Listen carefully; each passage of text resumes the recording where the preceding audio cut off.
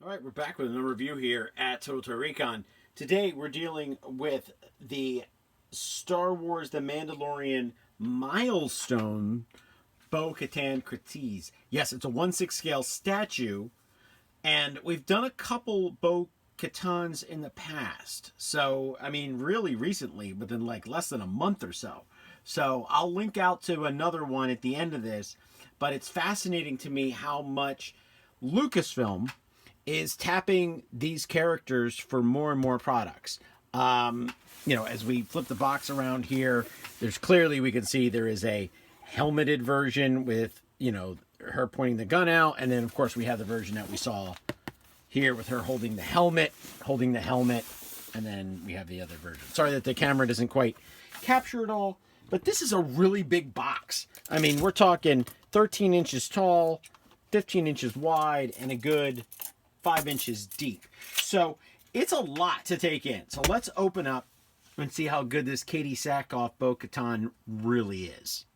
If you follow my reviews, I am on a constant quest to figure out why this is on some Gentle Giant products and others it's not.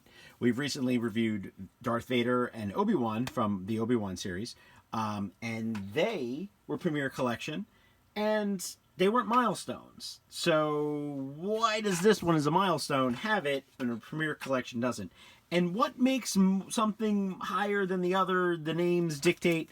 All of these things, I feel like I should have something that says it. Now, this is the limited edition of 1,000. And it's pretty cool that you get this limited edition letter of authenticity baseball card. So we're going to open her up here, and I do believe that I'm starting to realize this does indicate how we should open it, that should be the top. So we're going to open it up here, see how good she is.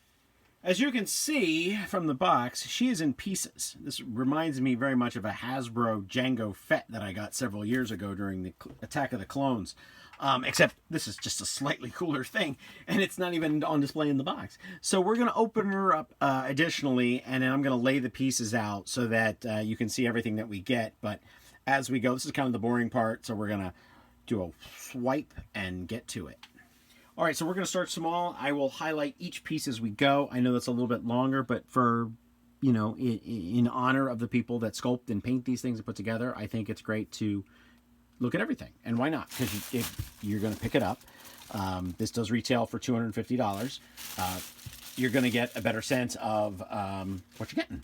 So I think this is great. And these little blue these are the blue boxes that, if you know anything about the first season of the Clone Wars, they use these, they use crates in everything for this stuff because they were under such tight production deadlines that they had to keep using boxes for stuff. So it's a nice sand. We have the 2 peg holes right here for her boots. And I'm not quite sure where her foot's going to fall. Usually there's a really smooth part in the base, but I do like the base a lot, and I'm not quite sure what that is, but that's kind of neat. So there are all these little like glue dots that are like coming out of the bag. So that's kind of interesting. I don't know what these are. So that's the thing that comes to life later in the movie and kills you because you weren't sure what it was. So we're going to open her up here, and ooh, nice. So what I'm going to say is really like the battle scarring. Very, wow, look at the leather details here in the legs. You can see where the pieces are sewn together. We've got scars and stuff from battle scenes. You really got to see Bo-Katan do a lot in the 3rd season of The Mandalorian, besides just sitting in a chair. Back jetpack. We're bringing jetpack in here. Really nice details. Look at the little yellow triangle. Such a small thing, but it really highlights it. And then, of course, we have the symbol of the owl, which I always think is funny. She has an owl. Ahsoka has an owl. Look at that. You really kind of wish it was an action figure when you look at it because it's such great detail. We're going to put the base back here, and she's down. So we'll just kind of move our camera up a little bit and give us some focus, and I'm going to try and do it. So let's do the head first.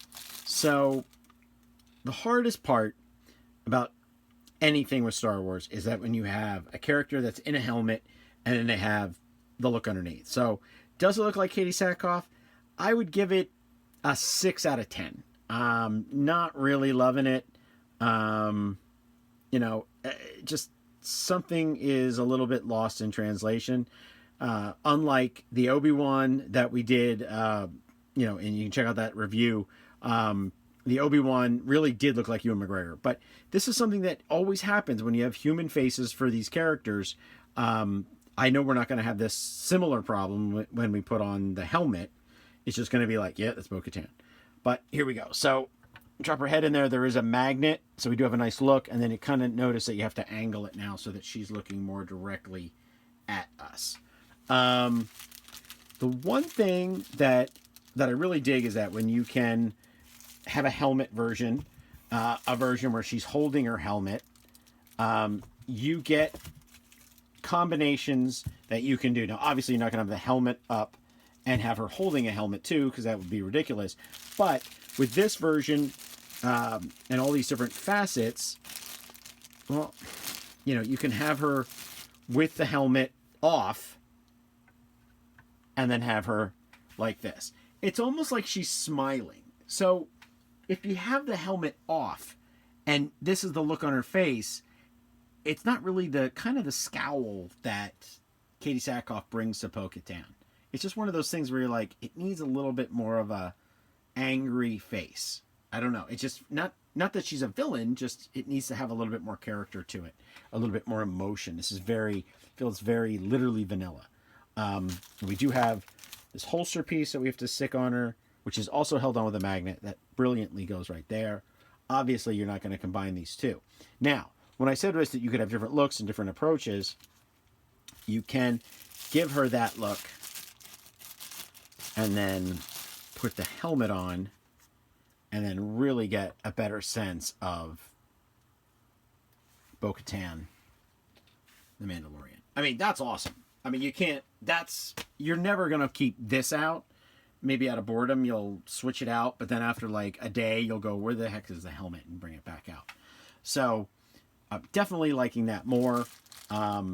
Really get a nice shot of the pistols. So we do have a pistol in the holster here. Nice. Really get some great details. Look at the little thing there with the gun. Scarring, worn, leather. Really just really nice. Really great details. So let's do a flip here. So let's put the holster away. And then let's bring this one up. So he actually has 3 guns. And I'll bring this arm out. So you can really see how the character itself really does begin to take shape and change. And you get an entirely different kind of feel for it when she's just kind of like, yeah, I'm posing. I mean, do we really want that? I don't think so. I think you really want a character to shine, show emotion in this kind of format. Wow, that just jumped right on there. And show some emotion, but everything about this, except for the head, is 200% incredible. This is what you want. You add this, and it drops. It feels like one of those like Playmate toys that you used to get that you bought at a Hallmark store. The face just does not work. And I'm sorry to be that rough, Gentle Giant, but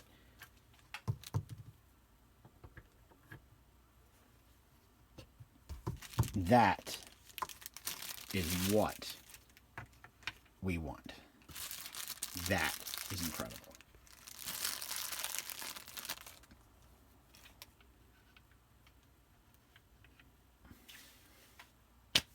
This is the way. This is Bob, Total Toy Recon. Thanking Gentle Giant for sending it out. She's great this way. I would easily leave the helmet in the box and forget I ever had it. She's that great in this format. Again, weathered, lived in, looks like a brand new action figure that has never been played with.